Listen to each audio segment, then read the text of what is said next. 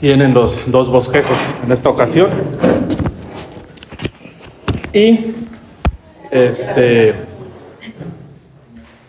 los textos base de estas lecciones son los de Juan 17, 5 y 24.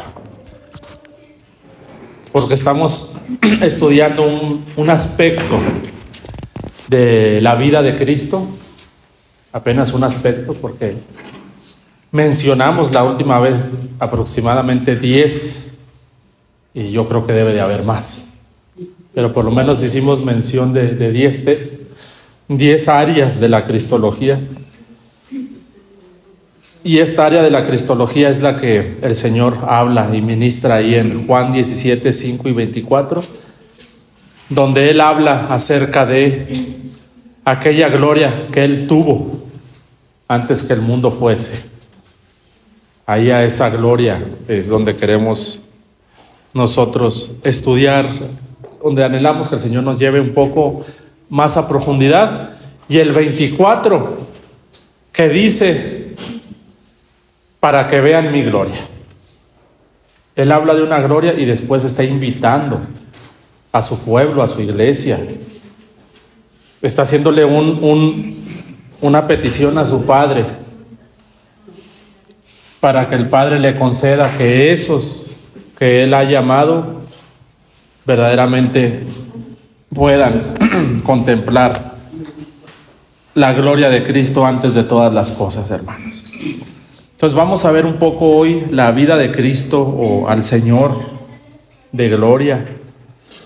Precisamente así, hermanos, antes de todas las cosas. Cristo antes de todas las cosas. Y vamos a buscar un pasaje en Colosenses 1, 17 y 18. 1, 17 y 18 y tal vez el 20, pero sobre todo el 1, 17, 18. Y hoy vamos a ver un poco, como alguien dijo una vez, apenas una pincelada de ese Cristo antes de todas las cosas, hermanos. Yo diría, hermano, que si ya viendo la vida de nuestro Señor en los evangelios, es glorioso, ¿verdad, hermano? Y hay tanto que conocer ahí, ¿verdad, hermanos? Ahí es glorioso lo que leemos en los evangelios, y es glorioso cómo eso que el Señor hizo ahí en su vida natural, lo hemos visto en nuestra vida también. Cuántas obras, cuántas visitaciones. Y si lo que vemos ahí, hermano, es glorioso y no terminamos de agotar porque hay tanta enseñanza. Pero ahora un poco, antes de todas las cosas. Miren el 17. Dice así, Colosenses 1:17 dice: y Él, ahí está hablando de Cristo el contexto, o sea, y Cristo es, ¿qué, hermanos? ¿Antes de qué? Entonces, ¿verdad que su vida, su existencia no inicia ahí en el vientre de María? No. ¿Verdad que no? Aunque la encarnación es un misterio, hermano, que no terminamos todavía de agotar y de explicar y de comprender. Imagínense, si eso es glorioso, ahora, ¿cómo será la gloria de Cristo antes de todas las cosas?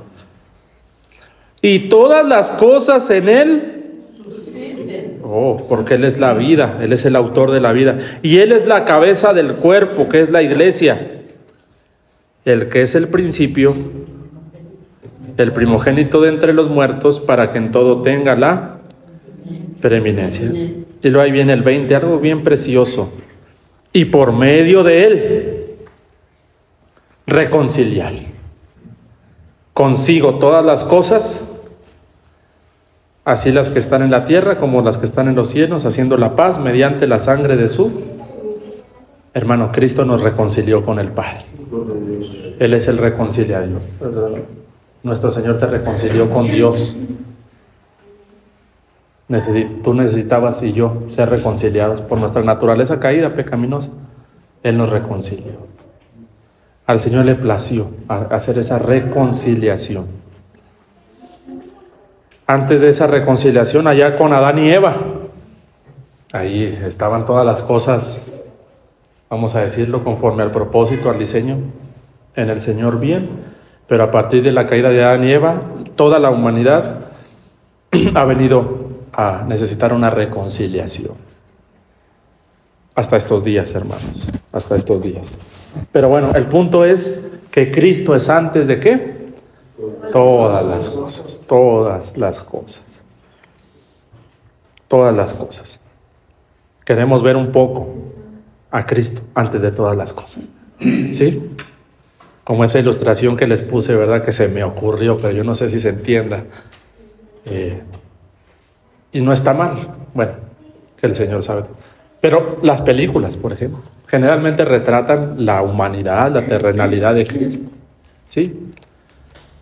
Pero ¿verdad que nunca vamos a ver una filmación de Cristo antes de todas las cosas? No. Número uno, porque el hombre natural está cegado, hermano. Así anduvimos todos nosotros cegados. Pero hay muy poco entendimiento y hay muy poca revelación de la vida de nuestro Señor en ese punto. Tiene que ser por revelación, ya lo vimos. Otro pasaje que sí es necesario en este tema de la cristología. Miren, vamos a leer Hebreos 7:1. Este, hermanos, también es uno de los pasajes clásicos y típicos que sí creí necesario no pasarlo por alto para, si es de provecho para alguien. Hebreos 7:1. Si es de provecho y no lo conocen o demás, sí vamos a tenerlo ahí a la mano. Nada más para reforzar lo anterior. Hebreos 7:1. Aquí se habla de un tal Melquisedec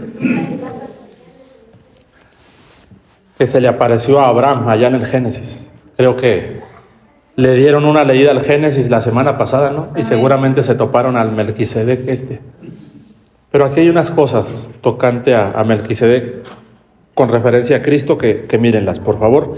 Dice, porque este Melquisedec, rey de Salem, sacerdote del Dios Altísimo, que salió a Abraham a recibir a Abraham, que volvía de la derrota de los reyes, y le vende. Así es. A quien asimismo Abraham dio los diezmos de todo, cuyo nombre significa rey de justicia y también rey de Salem, rey de paz. Noten cómo se habla de este personaje. ¿Sin qué? Sin madre, que no tiene ni fin de vida. Pero miren lo último, es el punto lo último. Sino hecho semejante a ¿quién? Permanece sacerdote para. Entonces, ¿cómo es el Hijo de Dios, hermanos? ¿Cómo es? Como se habla aquí, entonces es así: sin padre, ¿sin qué? Sin genealogía. Y que no tiene principio de días ni fin. Entonces tampoco, hermanos, es correcto decir que la vida de Cristo comenzó antes de todas las cosas, sino que Él no tiene, hermanos, como lo dice aquí, ¿qué? Sin principio.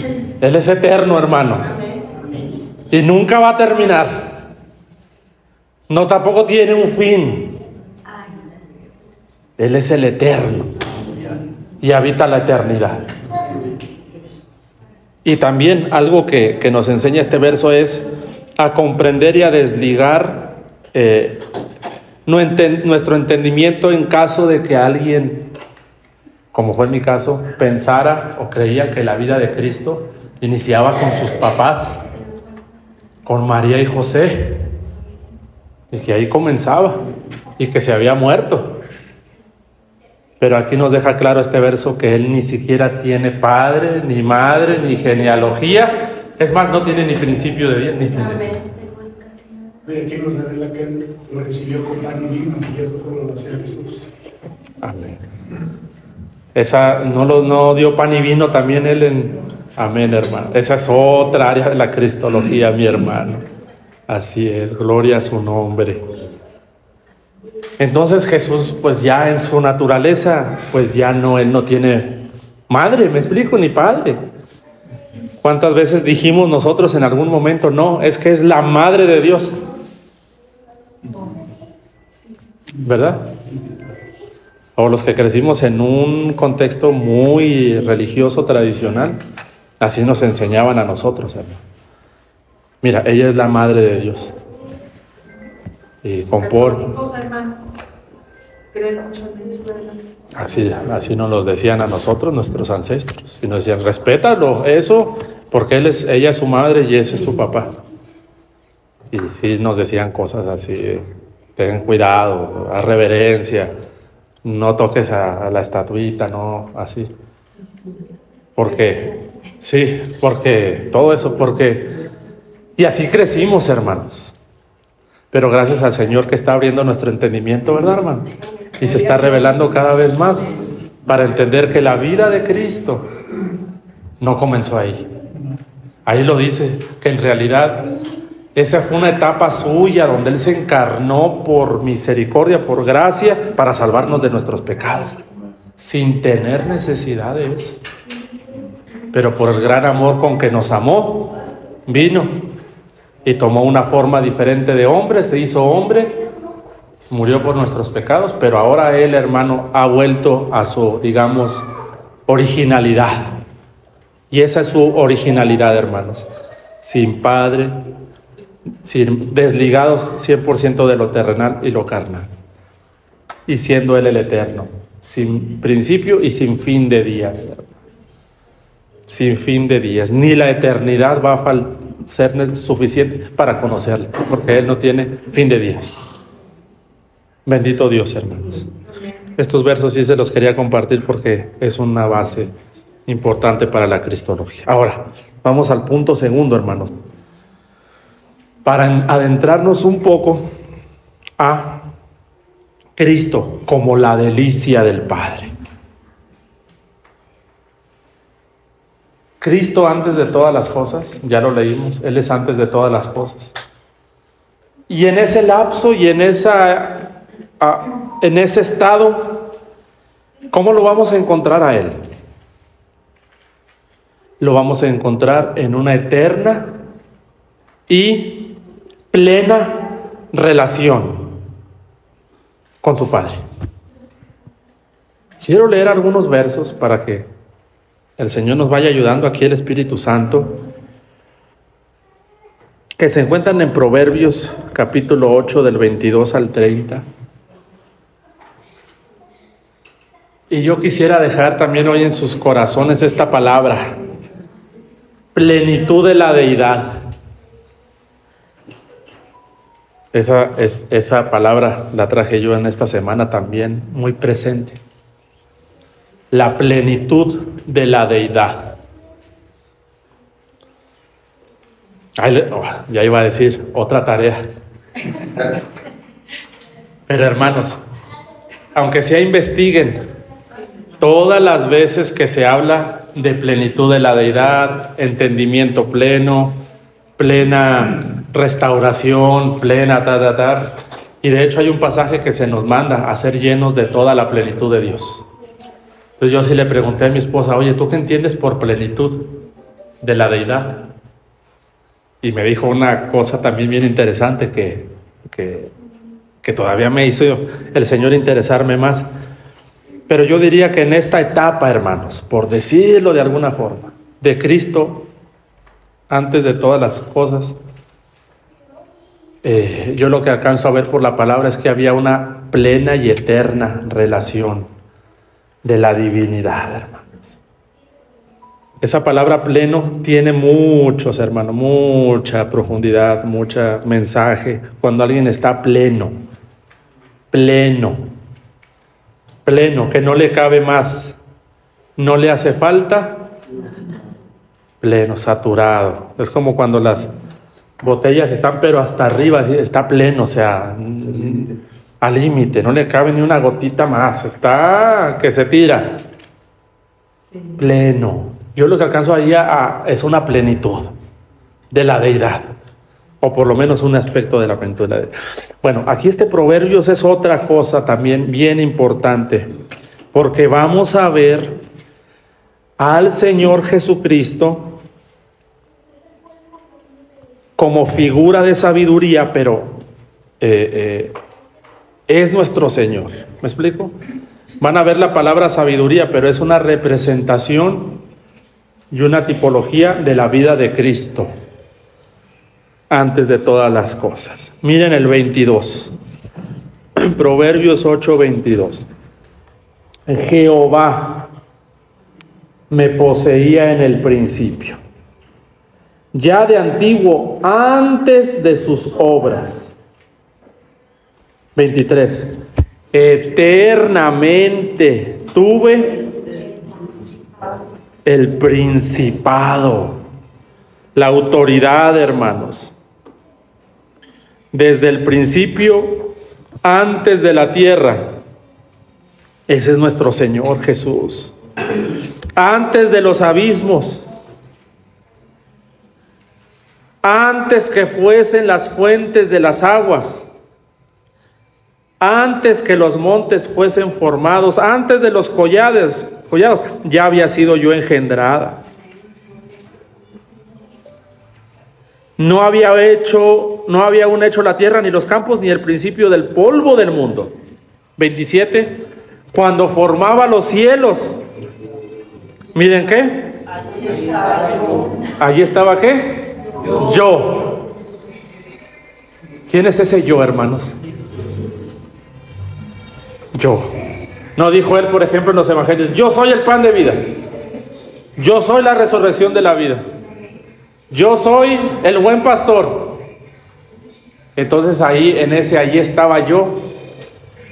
Estamos hablando de la obra y de la vida de Cristo con el Padre antes de la encarnación. ¿Me voy a entender? Allí estaba yo, allí estaba yo, allí estaba yo. Yo. Miren.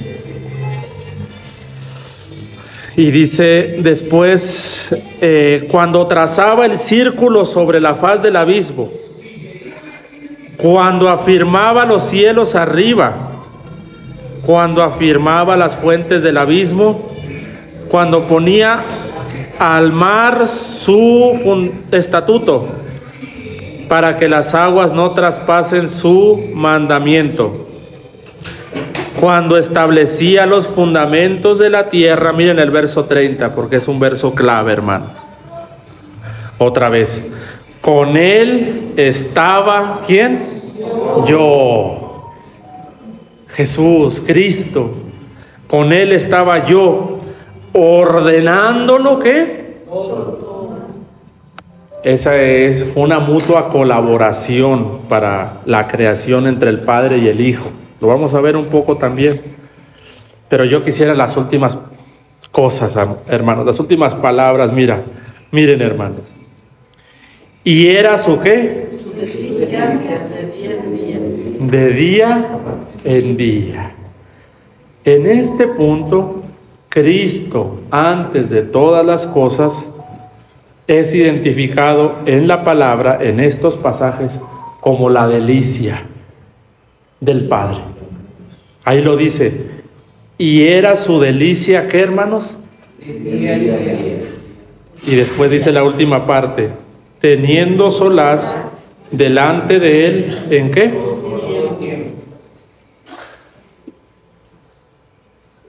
Y ahora, mis hermanos, entonces vamos a entender algo. Que antes de la creación, que antes de todas las cosas, había, digamos ahí, un estado en la divinidad en la cual nuestro Señor Jesucristo, para con su Padre, era su total y absoluta delicia. ¿Me voy a entender, hermanos? Su delicia, su deleite, hermanos, su deleite. Había insisto en esto, una eterna y plena relación del Padre para con su Hijo. Su Hijo es, hermano, su deleite total. Si en alguien se deleita el Padre, es en su Hijo Jesucristo. El Señor, hermano, no se deleita en nosotros. El Señor se deleita en su Hijo Jesucristo. Y por causa de que ese Cristo, ese Hijo suyo está en nosotros, es que el Señor se deleita en su pueblo. Pero yo quisiera que en estas breves palabras entendiéramos que este era el estado de la divinidad antes de todas las cosas, una relación plena. Ahora, el Hijo, la plenitud, el deleite del Padre, la delicia del Padre, y ahora yo quiero que vean esto también. El Padre, el deleite total del Hijo. ¿Me voy a entender? El Hijo, el deleite total del Padre. Y el Padre, el deleite total del Hijo. Ahora, ¿por qué digo esto? Yo les puse en otra versión ese Proverbios 8:30 en la Nueva Traducción Viviente, porque está un poco más claro, hermanos. Está un poco más claro que en la Reina Valera. Y miren cómo dice en la Nueva Traducción Viviente el Proverbios 8:30. Yo era su constante ¿qué? Y ahora miren lo que dice el Hijo. Y me alegraba siempre ¿en qué? Entonces el Señor Jesús también tenía un deleite y un gozo. Y era estar en la presencia de su Padre. Amén. ¿Me doy a entender, hermanos? Hermano, eso es el todo de la divinidad. Y yo no sé ustedes, pero lo que alcanzo ahí a entender un poquito es eso que les mencionaba, que acerca de la plenitud de la deidad. Porque el Padre estaba y está pleno en su Hijo, pero el Hijo también dice, estar en su presencia para mí era todo. Para mí era el gozo, para mí el deleite, para mí era eso que me brindaba a mí, dice, y me alegraba siempre al estar en su ¿qué? En su presencia, hermano. ¿Se dan cuenta de Cristo antes de todas las cosas? Un estado pleno, sin necesidad de nada, hermano. Aquí no había ángeles, no había seres vivientes, querubín, no, aquí no había necesidad, hermano, de la creación. Hermano, la plenitud de la deidad en sí mismo está completa. No necesita de nada ni de nadie, hermano. Sin embargo, también es un misterio entender por qué razón Él dio origen a la creación. Es una misericordia, hermano. Porque, insisto, cuando alguien está pleno, no nos hace falta nada. Por eso qué importante es entender, hermano, que el Señor, la divinidad, también se le denomina como la plenitud de la deidad. Porque en sí, el Padre, el Hijo y el Verbo, el Padre, el Verbo y el Espíritu, estos tres son, y nada más. Y nada más, hermano. Y nada más. Por eso, hermano, por eso. Cuando el Señor está en la cruz, ¿han escuchado ese grito desgarrador? Es desgarrador. Lo leemos así, hermano, pero yo lo que he percibido en el Espíritu es un grito desgarrador y desesperante. Dios mío, ¿por qué?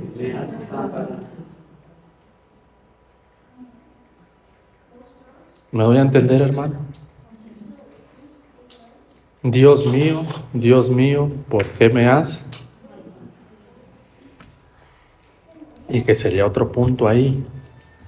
Lo que más trajo ese dolor al corazón de nuestro Señor es haber visto esa encarnación, hermano. La encarnación tuvo un costo infinito, hermano. Lo que Él tuvo que pagar por rescatarnos de nuestros pecados, hermano, es una cosa que lo hace a uno estar en deuda por siempre. Pastor, hay un experimento porque ya lo está Padre mío, ya lo vio en nuestra comisión. Dios mío. Gloria a Dios, hermano. Ahí fue el verdadero dolor, esa separación. ¿Me doy a entender? Porque la plenitud de la deidad, hermano, por los siglos, antes de todas las cosas, eternamente, había una plenitud ahí. Para el Padre, su Hijo. Y para el Hijo, su Padre. Ahora, lo que se generaba ahí, hermano, lo que se generaba ahí, conforme a las Escrituras, yo creo, entre otras cosas, conforme a la Biblia, hermano, de esa relación plena, hermano. De ahí comienzan a nacer, a generar y a entender muchos de los atributos de Dios. Por ejemplo, Dios es amor. ¿Me doy a entender? Dios es amor. Dios es amor. Plenitud. Y ahora entendemos un poquito más Juan 3:16, porque de tal manera amó Dios. ¿Pero por qué lo amó? No, en primer lugar, por el estado de esa creación. Lo amó, en primer lugar, porque en esa relación había un amor. ¿Me voy a entender? No es porque directamente al mundo, sino entender por qué se generó, por qué emanó ese amor por esa plenitud. Y número 2, porque ese amado estaba en el mundo. Entonces, hermano, yo creo que ahí, mis amados hermanos, entendemos muchas cosas. Bueno, yo las he ido entendiendo muy poco, hermano, muy poco. O sea, ¿creen que tenía necesidad el Señor realmente de... Había una plenitud total, Y así fue, hermanos. Una plenitud constante. Oh, qué bendición, hermanos. Cuando uno está pleno en el Señor, no le hace falta nada. Por eso por eso la palabra habla de ser llenos de la plenitud. ¿Cuál plenitud? Por lo menos aquí hay un aspecto de la plenitud, mi hermano. Pero cada vez que uno, hermano, está llenándose de esa plenitud y viviendo en este verso, para que donde yo estoy, ellos también estén, hermanos, los efectos que hay sobre uno, la iglesia está plena, hermano. Yo no sé si tú lleves una vida plena en el Señor, que digas, no me hace falta nada, porque yo percibo en mi vida pleno, yo llevo una vida plena en el Señor. Pero cuántas veces, a veces no, hay una insatisfacción. Decimos, me falta esto. No, es que me falta mi pareja. No, es que me falta dinero. Y es que me falta otra camioneta y otra casa y otra... Oh, hermanos, si viviéramos en esa plenitud. A partir de este verso, nosotros a veces ministramos mucho al área matrimonial. Es que sirve para todo, hermano. Porque andamos. Es que, hermanos, si estuvieran llenos, si estuvieran plenos los dos, se acaban los problemas que traen. No, es que deme una técnica, es que dígame esto, y es que mándeme con un experto, y es que mándeme aquí, que a ver qué me dice, y lo que le van a decir es vete y llénate de otras cosas. Llénate de deporte. Ah, no, llénate de actividades. Ah, no, llénate del trabajo. Ah, no, llénate de... Oh, hermano, pero cuando dos creyentes andan en la plenitud, mis hermanos, desaparecen muchas situaciones de nuestra vida. Como lo dijo aquel hombre en alguna ocasión, fuera de ti, nada deseo en la tierra. Nada deseo, ¿qué, hermanos? Y que estoy muy triste, y que quiero el otro, y que no puedo tener un hijo, y que yo quiero tener un hijo, y que yo quiero. Y hermanos, no están en la plenitud. Pero yo nada más digo, si estuvieras pleno en el Señor, todo lo demás vendría por añadidura. ¿Verdad que sí, hermanos? Y hermanos, es que ya quiero mi pareja, y es que ya me quiero ir, loca. Espérate que Dios te la dé en unos 3 meses. Y van a empezar. Es que ya quiero. Espérate, y vas a venir ahora conmigo, vas a venir ahora buscando. ¿Y cuál va a ser? El hombre que tú me diste. Y luego, no, la mujer que tú me diste. Ah, no, le echamos la culpa al diablo. A la serpiente. Oh, hermanos, ¿cuántos quieren vivir en esa plenitud? ¿Cuántos quieren conocer esa plenitud, mis hermanos? Porque ahí está la invitación. Yo no la dije, hermano. Esto lo dijo Jesús. Quiero que donde yo estoy, también ellos, ¿qué? El Señor quiere enseñarte, hermano, con respecto a su plenitud. La plenitud de la deidad. Ser llenos. Ser llenos, hermano.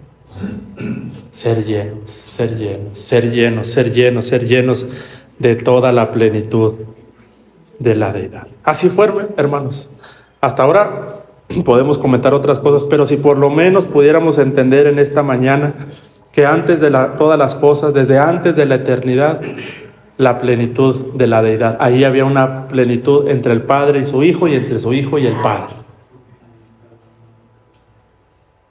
Y ahí podríamos profundizar en otras áreas, hermanos, el amor, la paz, todo eso. Y lo que más ministra mi corazón es ese precio que se pagó. El precio que se pagó, hermanos, no fue cosa liviana. No fue cosa liviana, hermanos. No fue una cosa de, gracias, aunque damos gracias, pero no fue una cosa simple y liviana de que, bueno, ok, sí, voy a morir y todo y se acabó. No, hermanos, no. No fue así. Por eso la Biblia nos habla de que la salvación que hemos recibido es una gran salvación. Porque fue un gran precio el que se pagó. Fue una gran misericordia la que se nos dio, hermano. Fue un gran sacrificio, fue un gran amor, fue un gran perdón y fue un gran, de verdad, una gran entrega, una gran dádiva. El Padre lo dio todo, hermano. El Padre dio todo su deleite. El Padre no dio a un ángel, no dio a una creación, ¿verdad que no? El Padre dio todo su deleite. Y el Hijo también entregó todo su deleite. ¿Me doy a entender, hermanos? El Padre dio todo y el Hijo dio todo por venir a salvar al más vil pecador. Díganme si eso no es amor. Díganme si eso no es perdón, hermano. Díganme si eso no es misericordia. Díganme si eso no es de gracia.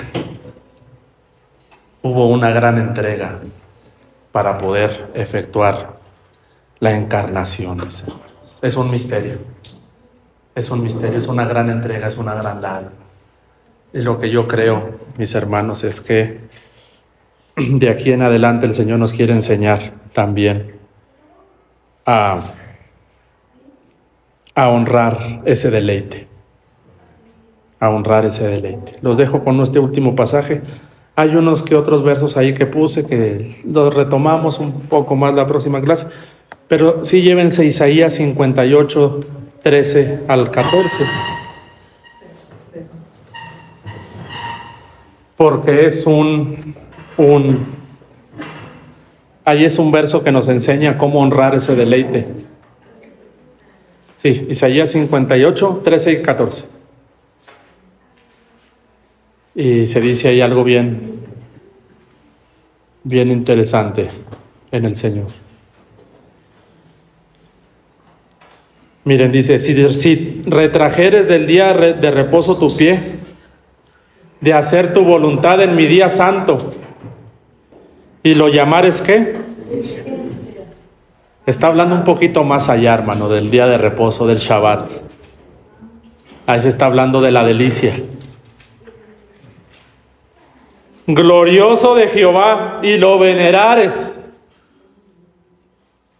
Oh, hermano, el único que es venerable es nuestro Señor. Mira cómo puedes ahora responder y corresponder. No andando en tus propios, ni buscando tu qué. Wow. ¿Cuántos quieren honrar esa delicia, hermanos? ¿Cómo se honra? No andando en tus propios caminos, no buscando tu voluntad, ni hablando tus propias palabras. Entonces, mira cómo seremos parte de ese deleite. Entonces te deleitarás en Jehová. Y miren, y yo te haré ¿qué? Oh, hermano, ¿cuántos quieren subir a esas alturas? ¿Cuántos quieren ser subidos a esas alturas, hermano? El Señor, ¿recuerdan cuando llevó al monte alto a sus discípulos? Y aquí también hay, yo te haré subir a las alturas y te daré a comer. Oh,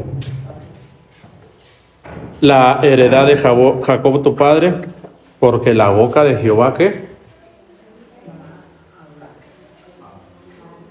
Qué poderoso verso. Medítenlo, mis hermanos. Cristo es la delicia del Padre. Si tú lo llamas glorioso, lo veneras, no andas en tu camino, no andas haciendo tu Él te sube, mi hermano. Y para contemplar ¿qué? Aquella gloria que Él tuvo antes que el mundo fuese. Bendito sea el Señor.